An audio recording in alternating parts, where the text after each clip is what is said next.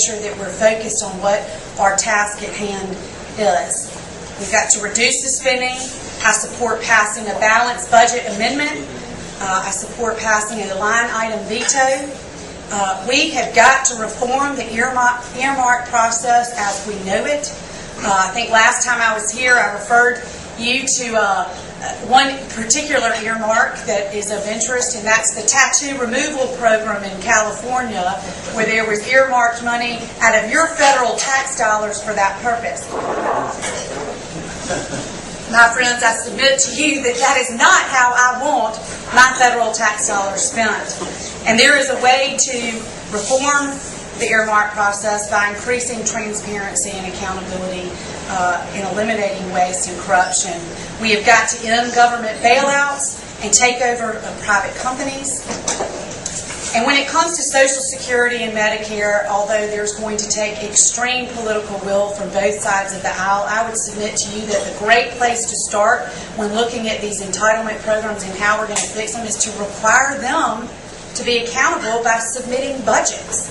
Instead of just refunding these entitlement programs every year, we need to require that Social Security and Medicare submit 30-year budgets that come under review by Congress every 5 years. I think that's a great place to start.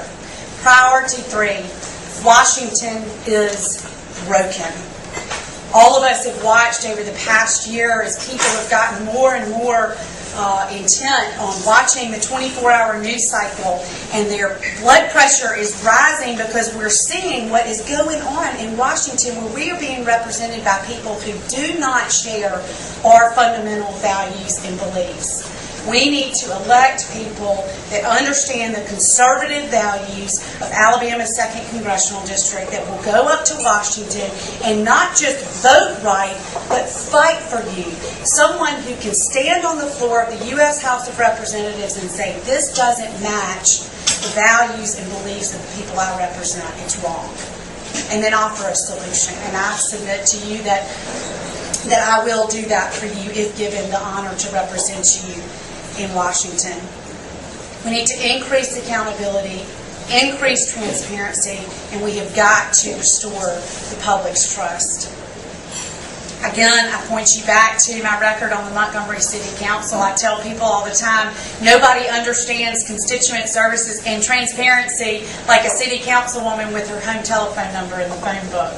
And so I know what it means to be available and ready for the people that I represent. And I want to take that same common sense leadership that I've shown you here in Montgomery to represent you in Washington. Priority 4. A stronger America, both here at home and abroad. We have got to maintain the 2 finest military installations. They are the tip of the spear in our nation's warfighting machine. Fort Rucker and Maxwell Gunner are vitally important to our military and also to our local economies in the 2nd District. And we need to elect someone who understands the importance and is ready and willing to work with those in the military community to understand the needs in order to best provide.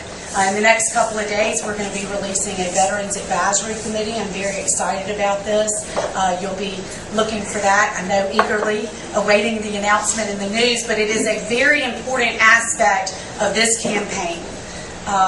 It is important because I want for you to know of my willingness and my desire to sit down with those who have been directly affected and understand and know our military so that they can explain to me and give me a better understanding of how, as a representative in Congress, that I can best represent those interests. So I'm very excited about that, and I just would tell you, stay tuned to that. And we also have to protect our traditional values here at home. We need to make sure that we defend our values from activist courts and liberal interest groups. Again, these are 4 priorities in a roadmap. I believe that there are some real positive solutions. I am committed to these 4 things. I'm committed to the solutions that I have provided to you this morning. Again, as we move through this process, I've said this to you before as well, it is so important for me to be a better listener than I ever am a speaker. And so many of you in this room are friends that I've known for a long time.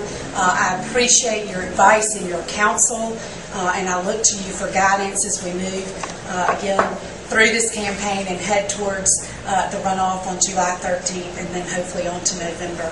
So I appreciate all the hard work. Many of you in here have knocked on doors and made lots of phone calls, and so for that I'm very grateful. And as Frank said, you understand, we got a lot of work to do in the next 3 weeks. I've got to raise more money in the next 3 weeks than and a lot faster than I have before, but that's part of it. We need to continue to be able to get out our conservative message. It's absolutely important that we do that. And we see this runoff as an opportunity to broaden our base here in the 2nd District.